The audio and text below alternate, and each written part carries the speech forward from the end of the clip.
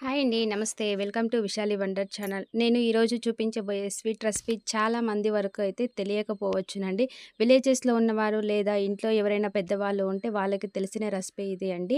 మా నానమ్మ ఎప్పుడూ కూడా ఇలా అనపకాయ సీజన్ రాగానే ఇలా పితికి పప్పును రెడీ చేసుకొని, రవ్వ వేసి పాయసం ప్రిపేర్ చేసేదంటే అంటే చాలా బాగుండేదండి. మేమైతే గ్లాసులు గ్లాసులు తాగేసేవాళ్ళమండి. చేసుకోవడం కూడా చాలా సులువు, కానీ టేస్ట్ మాత్రం సూపర్‌గా ఉంటుందండి. ఒక్కసారి మీరు ఈ రెసిపీని ట్రై చేశారంటే మళ్ళీ మళ్ళీ చేస్తారండి సీజన్ వచ్చినప్పుడల్లా. ముందుగా అనపకాయలను వలిచి నానబెట్టి ఇలా పైనుండే పట్టు అన్నీ తీసేసి పెట్టుకోవాలండి. ఇప్పుడు ఒక కప్పు రవ్వ తీసుకున్నానండి. నేను ఈక్వల్ క్వాంటిటీలో తీసుకున్నానండి. ఒక కప్పు పితికి పప్పు, ఒక కప్పు రవ్వ తీసుకున్నానండి. అప్పుడే చాలా టేస్టీగా ఉంటుందండి. మనకి తినేటప్పుడు మధ్య మధ్యలో అక్కడక్కడ తగులుతూ పితికి పప్పును ఒక సైడ్ ఫస్ట్ అయితే బాయిల్ చేసేసుకోవాలండి. కొద్దిగా సాల్ట్ వేసి ఇలా వాటర్ వేసి పితికి పప్పును మొత్తాన్ని కూడా ఒక 80% వచ్చేంత వరకు బాగా ఉడికించుకోవాలండి. 80% వస్తే సరిపోతుందండి. ఇప్పుడు ఇంకొక సైడు ప్యాన్ పెట్టుకొని 4 టేబుల్ స్పూన్ నెయ్యి వేసుకొని ఇందులోనే మీకు కావాల్సిన డ్రై నట్స్ అన్నీ కూడా యాడ్ చేసుకోవచ్చునండి. కాజు అలాగే గోడంబి వేసుకున్నానండి నేను.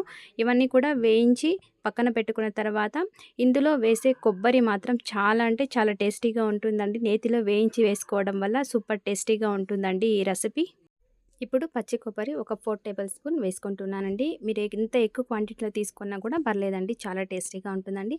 కానీ కొద్దిగా గోల్డెన్ కలర్ వచ్చేంత వరకు వేపుకోవాలండి. చూడండి, ఇంకొక సైడు మన పితికి పప్పు కూడా పర్ఫెక్ట్‌గా ఉడికిపోయిందండి. పితికి పప్పును మనం పర్ఫెక్ట్ కన్సిస్టెన్సీలో ఉడికించుకోవాలండి. నేను వీడియోలో చూపించిన విధంగా ఇలా 70% ఉడికించి సరిపోతుంటే ఇప్పుడు పక్కన పెట్టేసుకొని వీటిని ఒక కప్పు బెల్లం, ఒక కప్పు వాటర్ వేసి కరిగించి పెట్టుకోవాలండి. కొబ్బరి వేగిన తర్వాత పక్కన పెట్టేసుకొని ఇదే నెయ్యిలోనే మనం తీసుకున్న ఒక కప్పు రవ్వ వేసి మంచి అరోమా గోల్డెన్ కలర్ వచ్చేంత వరకు నెమ్మదిగా లో ఫ్లేమ్లో పెట్టి వేయించుకోవాలండి. అప్పుడే టేస్ట్ అయితే పర్ఫెక్ట్‌గా వస్తుందండి. చూడండి, 10 మినిట్స్ తర్వాత రవ్వ పర్ఫెక్ట్‌గా వేగిపోయింది. అలాగే బెల్లం సిరప్ కూడా రెడీ అయిపోయిందండి. నేను ఉడికించిన పితికి పప్పుని ఇంకొక ప్యాన్‌లోకి చేంజ్ చేశానండి. ఈ పితికి పప్పు వాటర్ అయితే 2 కప్పులు ఉందండి. ఇప్పుడు ఇందులోనే ఒక కప్పు బెల్లం సిరప్‌ని కూడా యాడ్ చేసుకుంటున్నానండి. ఒక కప్పు రవ్వకి 3 కప్పుల వాటర్ అనేది ఉండాలండి. అప్పుడే మనకి తిక్కగా లేకుండా పాయసం అయితే పల్చగా ఉంటుందండి. ఈ పాయసం రెసిపీ పల్చగా ఉంటేనే చాలా టేస్టీగా ఉంటుందండి. ఇప్పుడు ఇందులోనే చిటికెడు సాల్ట్ కూడా యాడ్ చేసుకుంటున్నానండి. ఇవి వాటర్ మొత్తం కూడా బాగా బాయిల్ అయ్యేంత వరకు కొద్దిసేపు మరిగించాలండి. ఇప్పుడు ఇందులోనే ఫ్లేవర్ కోసం 2, 3 యాలకులను కూడా దంచి వేసుకుంటున్నానండి. ఇవన్నీ వేసి బాగా కలుపుకొని ఒక పొంగు రావాలండి. ఇలా వాటర్ బాగా మరిగిన తర్వాత మనం వేయించి పెట్టుకున్న రవ్వని కొద్ది కొద్దిగా వేసుకుంటూ బాగా కలుపుకోవాలండి. ఎక్కడ కూడా ఉండలు లేకుండా. ఇలా మొత్తాన్ని కూడా వేసి కలుపుకున్న తర్వాత మనకి కన్సిస్టెన్సీ అనేది ఇలా ఉండాలండి. అప్పుడే చల్లారిన తర్వాత కూడా గట్టి పడకుండా ఉంటుందండి. ఇలా వేసిన తర్వాత చివరగా మనం వేయించుకున్న కొబ్బరి అలాగే ఎండు ద్రాక్ష వీటన్నిటిని కూడా వేసి బాగా కలుపుకున్న తర్వాత ఇలా వేడి వేడిగా అయినా చల్లగా అయినా సర్వ్ చేసుకుంటే ఎంతో టేస్టీగా ఉండే పితికి పప్పు రవ్వ పాయసం అయితే రెడీ అయిపోయిందండి.